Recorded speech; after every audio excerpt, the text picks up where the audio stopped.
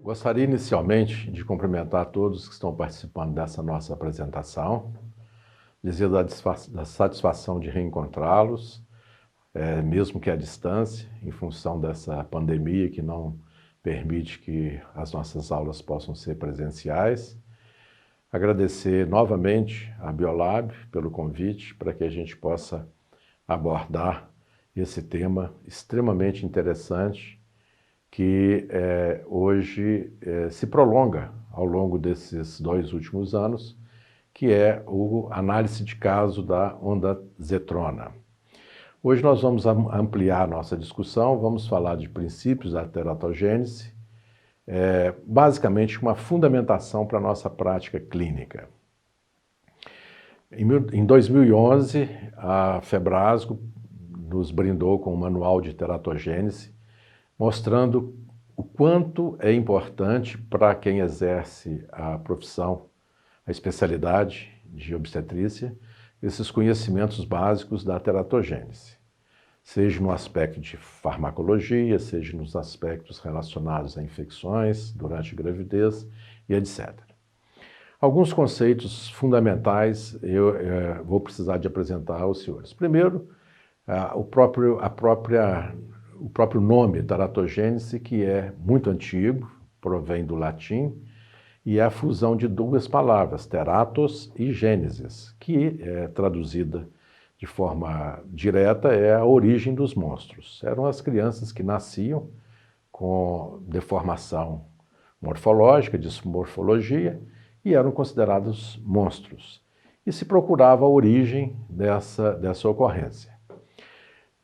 Ao longo dos anos, muitos estudos foram feitos e se localizou como causas de teratogênese as doenças do próprio embrião, aqui representadas pelas doenças cromossômicas e as anomalias gênicas, e os fatores externos, como os agentes físicos, a radiação ionizante, o próprio calor, algumas alterações metabólicas no organismo materno, o representante mais claro desse grupo é a diabetes materna, né, a hiperglicemia no período da embriogênese, as infecções, as embriopatias por rubéola, CMV, Zika vírus e, finalmente, os agentes químicos, que são os fármacos e a exposição a tóxicos, né? Produtos diversos de limpeza, de pulverização de ambiente, agrotóxicos e etc. É lógico que hoje nós vamos centralizar nos agentes químicos e especificamente relacionados aos fármacos, que é, sabidamente, a menor grupo de causadores de teratogênese existente. Os outros são muito mais frequentes e mais abundantes. Mas hoje nós vamos fazer o estudo de caso abordando especificamente agentes químicos e mais especificamente os fármacos. Nesse grupo, os princípios da teratogenia, eles se baseiam em 3 grandes pontos. Primeiro, o momento em que houve a exposição ao fármaco. Segundo, a dose em que foi usada, tempo de uso e a dose total em que o fármaco esteve presente durante a embriogênese. E terceiro, e não menos importante, é uma susceptibilidade do genoma à ação desse fármaco. 2 gestantes podem fazer uso de um mesmo produto e um dos fetos ter uma susceptibilidade maior e formar uma alteração morfológica importante. A outra gestante ter usado o mesmo produto por um tempo semelhante, a mesma dose, e o seu embrião não ser afetado. Portanto, são 3 grandes fatores que geram uma teratogenia farmacológica. Aqui, para os senhores lembrarem, é um quadro típico do professor Smith, do livro de malformações, que os pediatras utilizam muito, mostrando em laranja as fases em que estão suscetíveis à formação de órgãos embrionários e que, portanto, alguma ação farmacológica pode ter consequência. Observe lá os senhores que esse período começa na 2ª semana e se prolonga até a 9ª semana, principalmente até a 9ª semana.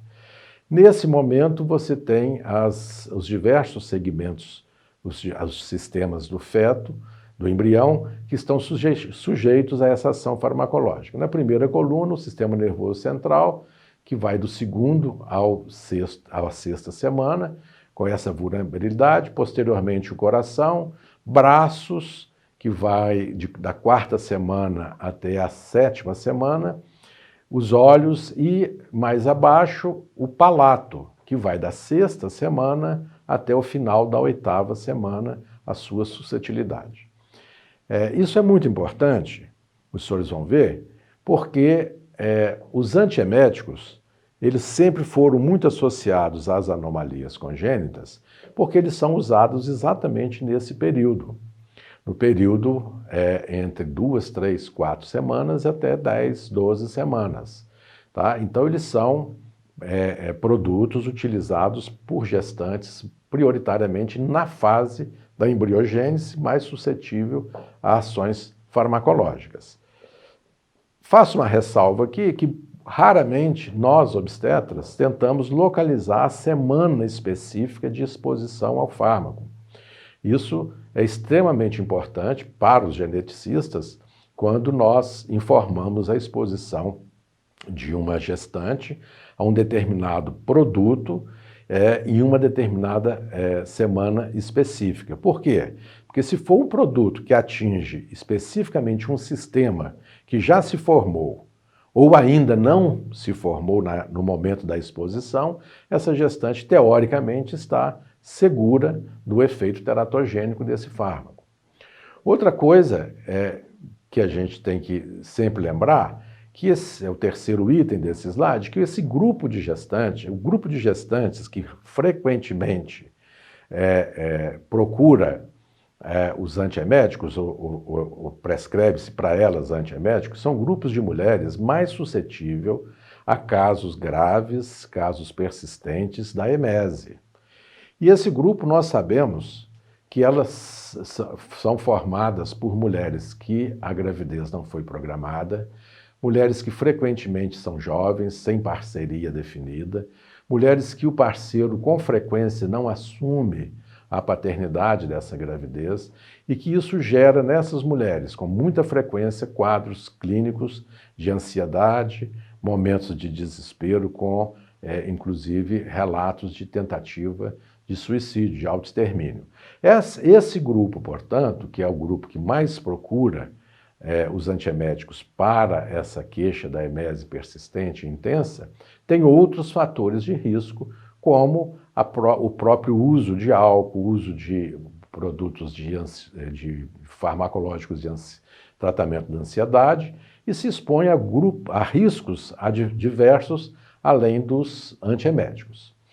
Essa situação específica gerou, ao longo dos anos, uma relação muito grande de antieméticos com anomalias congênitas. Aqui eu mostro para os senhores um gráfico que mostra os principais produtos que são utilizados nos Estados Unidos para tratamento da emese gravídica, né? Capitaneado pela ondansetrona, que está em azul, mas também todos os outros que são utilizados com essa finalidade.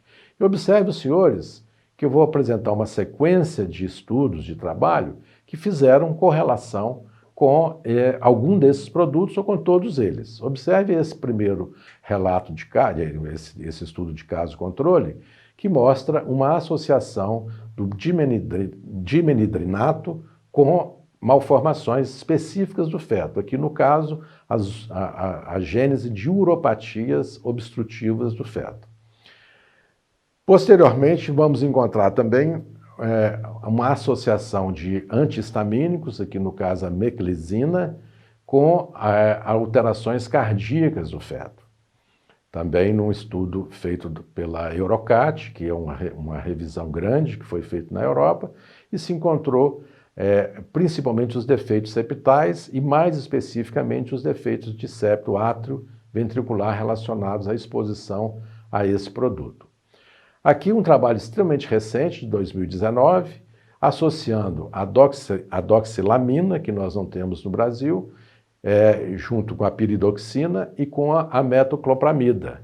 Esse é um estudo canadense mostrando uma associação de anomalias congênitas, e aqui sem especificar qual tipo mais específico, mas predominando de forma significativa no grupo que usou esse tipo de fármaco. E aqui um trabalho clássico de 2018, que é a associação da ondazetrona, utilizada no primeiro trimestre, com a formação de fenda palatina. Foi analisado malformações cardíacas e as fendas palatinas e se encontrou uma pequena associação, um pequeno aumento de risco das fendas palatinas no grupo de gestantes que fez uso desse produto. Falando de teratogênese, nós temos que relembrar dois grandes momentos da teratogênese, dos princípios do estudo da teratogênese. O primeiro, o maior erro que se cometeu em teratogênese, que foi a exposição de gestantes à talidomida. O segundo, o maior equívoco contra um fármaco seguro, que foi a história da bendectina, no Brasil, um produto lançado com o nome de Debendox. Nós estamos aqui em dois extremos. Primeiro, a talidomida, que foi utilizada como antiemético, como um ansiolítico seguro para gestantes e que revelou depois uma teratogênese intensa, chamada de focomelia, em que havia um comprometimento no desenvolvimento dos membros superiores e inferiores do feto, do embrião. E a doxilamina, que foi retirada do mercado, acusada desse mesmo tipo de anomalia e que posteriormente os estudos revelaram que ela não tinha essa associação. Primeiro caso da talidomida, homenagem ao professor McBride, um obstetra australiano, aqui pouco antes da sua morte, há cerca de 4 anos atrás, e que nós devemos a ele a descoberta dessa associação entre talidomida e as anomalias de membro nos embriões de mães expostas ao produto. E aqui ao lado, o gráfico que gerou a segurança de termos cometido um equívoco com esse fármaco. Observe os senhores nesse gráfico as 3 linhas. A primeira, a azul, é aquela que mostra as hospitalizações por náuseas e vômitos durante a gravidez nos Estados Unidos. Uma curva sempre ascendente, com pequenas variações. A curva do meio é a curva que mostra alterações de redução, deformidades em membros superiores e inferiores de embrião. E a terceira curva, que é aquela que é zerada em 1984, é a curva de uso da bendectina. Observe, os senhores, que em 1984 esse produto foi abolido dos Estados Unidos, acusado de ser o gerador das alterações em membros superiores e inferiores de embrião de mães expostas. Em 84 ele foi retirado do mercado e ele zerou a exposição. Observe, senhores, que ele não era mais um produto vendido nos Estados Unidos e nenhuma mulher tinha acesso a ele. No entanto, as 2 primeiras curvas se mantiveram inalteradas, tanto as de internação, obviamente, quanto aquelas relacionadas a malformações embrionárias, as quais o produto era acusado. Isso perdurou por alguns anos, até que o produto agora foi relançado no mercado americano e recebeu a classificação A do FDA. 2 tipos de estudo podem ser feitos para determinar a teratogênese de um produto. O primeiro deles, estudo de caso-controle. É um estudo mais difícil porque ele depende da mãe relembrar a exposição a algum fármaco, que aqui entra a característica do antiemético. Quando você pergunta para uma mãe se ela fez uso de algum produto no primeiro trimestre da gravidez, ela logo vai lembrar aqueles produtos que mais marcaram esse período e certamente vão ser o grupo de antieméticos. Às vezes ela fez exposição a outros produtos ou já vinha utilizando pré-concepcional outros produtos, mas não se lembra, não valoriza e não é marcante. Por isso esses estudos chamados caso-controle, que parte de crianças com malformações e procura-se nessas mães a exposição retrospectiva de produtos, de fármacos, ele tem um pouco de dificuldade. O segundo, que são os estudos prospectivos, do tipo corte, eles já são mais importantes, porque eles partem de mulheres expostas a um determinado produto e mulheres simultaneamente não expostas a esse produto, ou expostas a produtos sabidamente seguros. E ao final vai mensurar a quantidade de nascidos mal formados num grupo e a quantidade de nascidos mal formados no outro grupo.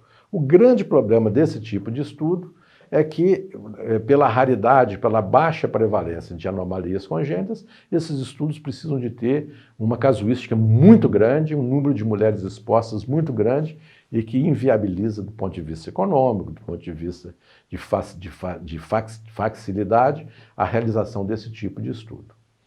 Mas nós temos aqui algumas características que nós temos nos fundamentar sempre que chega a nós, como aqueles estudos que eu apresentei para os senhores antes, de associação com antieméticos, nós sempre temos que ter cuidado ao analisar esses estudos. Primeiro, sempre verificar se o risco relativo de ocorrência de malformação ele atinge um nível superior a 1,3.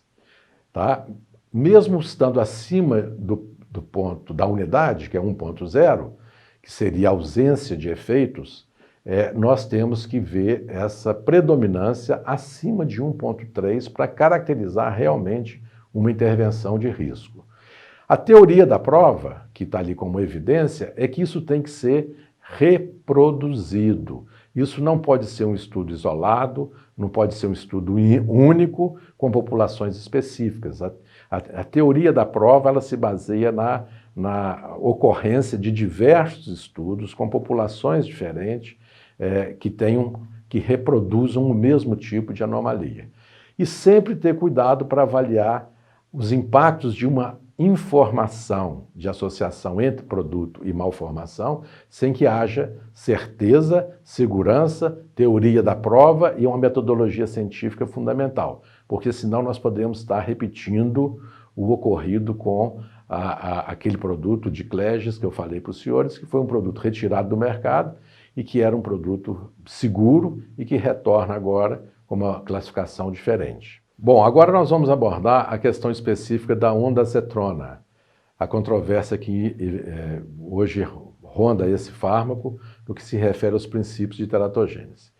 Esse produto, quando foi lançado há cerca de 10, 15 anos atrás, ele era um produto que veio envolto numa série de estudos mostrando a sua segurança de uso na gravidez. Foi imediatamente classificado como classe B do FDA e se tornou um produto usado em todo o mundo, com uma grande quantidade de exposição, sem que houvesse em qualquer momento levantamento de dúvidas a respeito da sua segurança no que se refere à teratogênese. Até que em 2018, final de 2018, um grupo de pesquisadores, professora Crista e professora Hernandes Dias, publicaram na JAMA, na revista JAMA,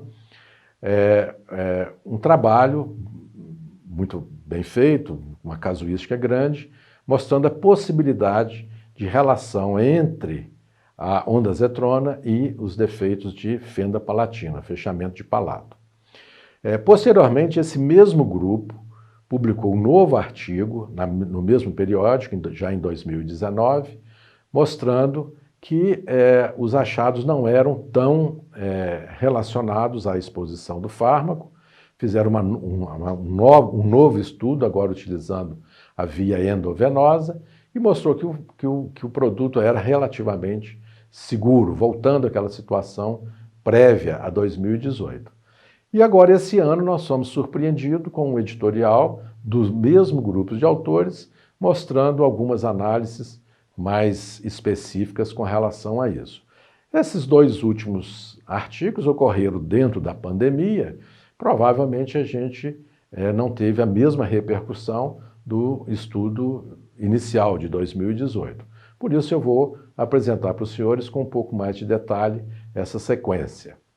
O primeiro artigo é esse, 2018, professora Crista e professora Sônia Hernandes Dias, um grupo que se dedica muito ao estudo de teratogênese, e publicou, né, na revista da Associação Médica Americana esse achado em que há uma associação, embora não estatisticamente não foi significativo, mas houve um pequeno aumento de risco nas fendas palatinas dessas crianças cujas mães foram expostas à onda zetrona.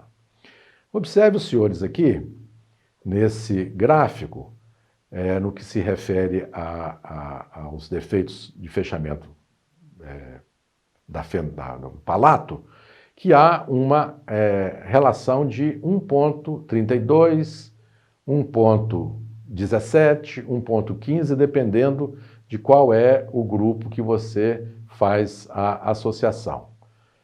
Isso gerou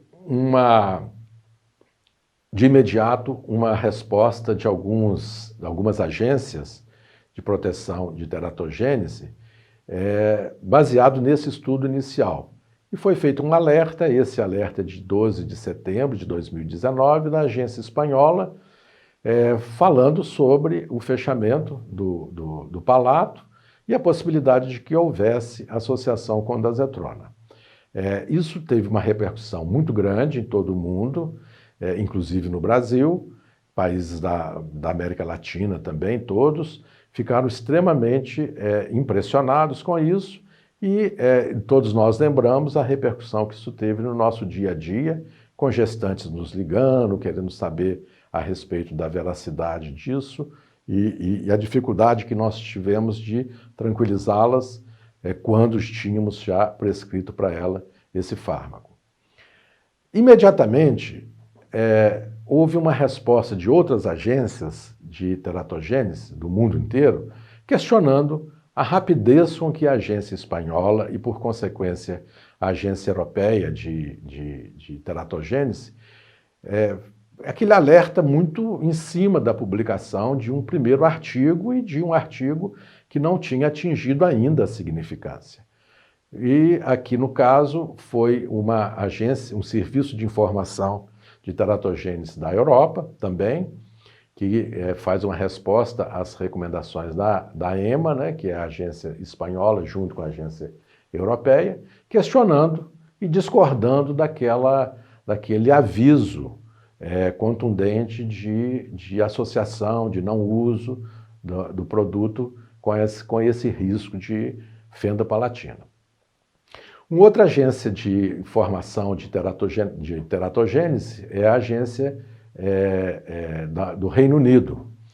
E essa agência é a agência oficial do Royal College, também mostrando ainda em setembro de 2019, também discordando daquela ação precipitada na visão deles de se tentar associar a ondazetrona àquela malformação relacionada no trabalho de 2018 do JAMA.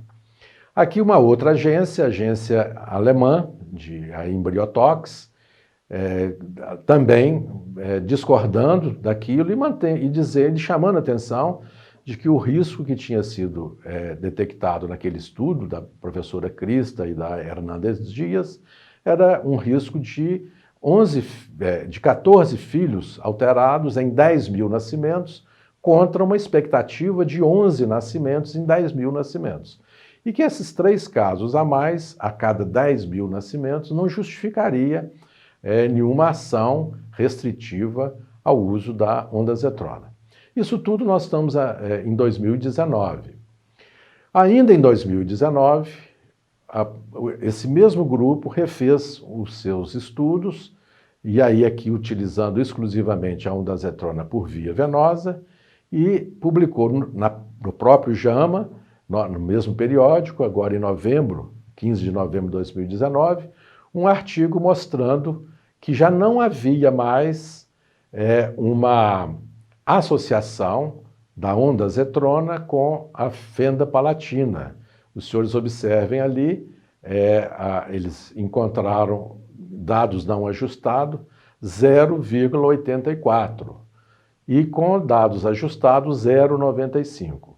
Observe, senhores, que isso nós estamos abaixo da unidade, ou seja, Se fôssemos interpretar de forma rigorosa a estatística desses casos, a ondazetrona protegeu a formação do palato, porque crianças expostas à ondazetrona venosa tiveram menor ocorrência de fenda palatina do que o grupo que não foi exposto.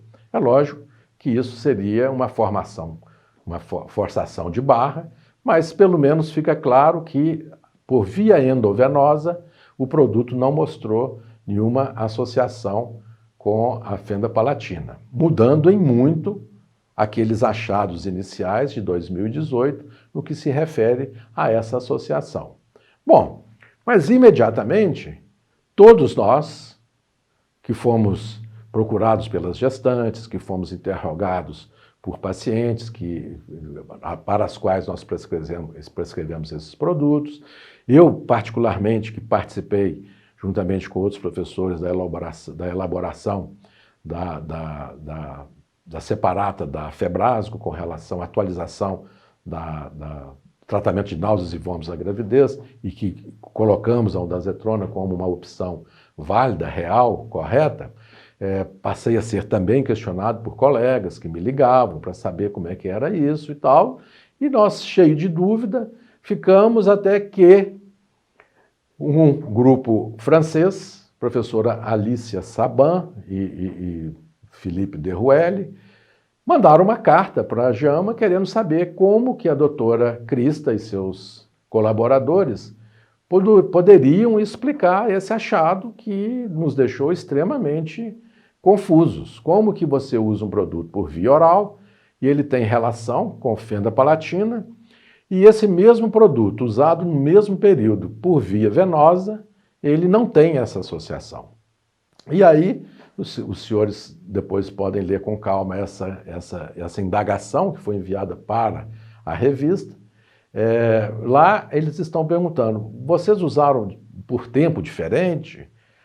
A dose foi diferente? Os senhores se lembram que entre os fatores de teratogenia nós temos que levar em consideração o período de uso, o tempo de uso, a dose e o momento em que se usou. Eles fazem uma pergunta exatamente nessa direção. E ainda fazem uma outra pergunta. Aquelas pacientes que usaram a via endovenosa provavelmente estavam internadas, né? Provavelmente. Elas depois obtiveram altas e elas continuaram usando o produto por via oral, sim ou não? Surpreendentemente, a professora Crista e seu grupo, Hernanda Dias, mostra que havia isso. O grupo que usou endovenosa, a ondazetrona onda venosa, e que tinha mostrado um risco relativo de 0,88, quando continuou usando a ondazetrona por via oral, atingiu 1,07, ou seja, praticamente a unidade, não representando risco nenhum. O que deixou todos nós mais confusos ainda, quer dizer, se usar oral sozinho, tem risco, 1,24 nessa resposta que ela faz a essa indagação, 1,24. Lógico, está abaixo de 1,30 e por isso não atingiu a significância. Isso, em momento nenhum, ela chamou a atenção de que havia um dado significativo. Mas 1,24 cai para 0,88 quando a via é venosa e cai para 1,07 quando a via é venosa mais oral. Né? Provavelmente foram os casos mais graves. E aí nós ficamos extremamente preocupados com esses dados que tanta confusão provocou na nossa prática diária de obstetras e que tratamos no nosso cotidiano esses casos de emese gravídica. Isso gerou, pelo próprio grupo da professora Crista e da professora Sônia, a necessidade de ela, agora em junho, mês passado, junho de 2020, fazer uma publicação ainda no JAMA Pediátricas, sob o título de Ponto de Vista, um viewpoint, contextualizando o que eles tinham achado naqueles estudos desde 2018. E, estranhamente, eles mostram que não esperavam que o grupo espanhol e o grupo europeu tivessem contraindicado ou feito algum reparo no uso da onda zetrona. Que isso não era baseado nos achados deles, que eles não tinham contribuído para nenhuma atitude nessa direção. Eu acho também que é um outro artigo que vale a pena ler integralmente, porque mostra o constrangimento que muitas vezes as pesquisas geram quando elas são mal interpretadas ou ocasionalmente mal elaboradas. Agora, recentemente, nós passamos por uma situação semelhante, envolvendo outro fármaco, e que tinha sido publicado também na revista Lancet, e que gerou também constrangimento muito grande para os autores. Aqui o item 1.3 é destacado nessa mesma publicação da professora Crista, ela dizendo que em nenhum momento esses níveis foram atingidos nos estudos que ela realizou. Bom, diante de toda essa discussão, uma pergunta surge, mas eu preciso de tratar, eu preciso de ter um fármaco tão potente sobre as náuseas e os vômitos, como é a ondazetrona, um fármaco que interrompe o processo de emese gravídica com rapidez, com segurança, mas eu preciso, será que não é melhor deixar? Aí vem a grande resposta, não. Por que todos nós nos incomodamos com as dúvidas que foram levantadas com relação à ondazetrona? Porque esse fármaco mostrou para todos nós, que estamos na linha de frente da obstetrícia, que ele paralisa o processo imediatamente ao seu uso. Raramente você tem fracasso terapêutico, você tem continuidade do quadro de vômitos das gestantes assim que você estabelece o tratamento. Isso para nós foi extremamente importante, do ponto de vista clínico, e os senhores vão ver como isso tem importância no que se refere à saúde fetal. Observe esse trabalho de 2014, foi o primeiro estudo que levantou como dúvida o fato de que mulheres com hiperemese gravídica expõem seus filhos, no longo prazo, a algumas alterações. Aquele momento da embriogênese complicada por quadro de emese, ele pode deixar para esses fetos e futuramente para esses indivíduos alguns resultados permanentes. Quais? Esse outro estudo de 2015 mostra que é um atraso importante no neurodesenvolvimento. Então, a mulher que persiste com o quadro de emese, ela tem um risco maior de gerar, por uma ação, obviamente, sobre o desenvolvimento genético, a expressão gênica dessas crianças, um atraso no neurodesenvolvimento. Novamente, em 2018, é feito uma associação, um outro estudo, fazendo a associação entre emese gravídica, principalmente os quadros mais persistentes e mais graves, com atraso do desenvolvimento encefálico desses embriões, desses fetos. Recentemente, 2018, a associação foi feita especificamente com o autismo, mostrando que o autismo guarda uma relação direta com a intensidade da emese. Quanto mais grave a emese, maior gravidade terá o quadro de autismo dessas crianças expostas. E, finalmente, um outro estudo, 2019, esse estudo de 2019, final de 2019, confirmando essa associação do atraso de neurodesenvolvimento com a hiperemese gravídica, inclusive novamente relacionando o espectro do autismo nesses casos, nessas crianças. Portanto, nós finalizamos essa nossa apresentação trazendo essa imagem da balança que nós médicos sempre usamos no nosso cotidiano, o risco e o benefício. O risco de usarmos qualquer produto tem que ser o menor possível para que a gente obtenha o maior benefício que se pretende. Aqui no caso especificamente, o que nós estamos vendo hoje, que o benefício de se interromper um processo de emese, ele é extremamente importante. Ele protege a saúde encefálica do embrião e do feto e impede que essas famílias possam ter no futuro um constrangimento grande de ter seus filhos com alguma limitação no seu neurodesenvolvimento. O risco que em algum momento foi levantado pelo uso da ondansetrona, hoje se mostra extremamente questionável e, podendo ser sincero com os senhores, eu acho que ele inexiste, baseado no que se publicou até hoje. Obrigado a todos.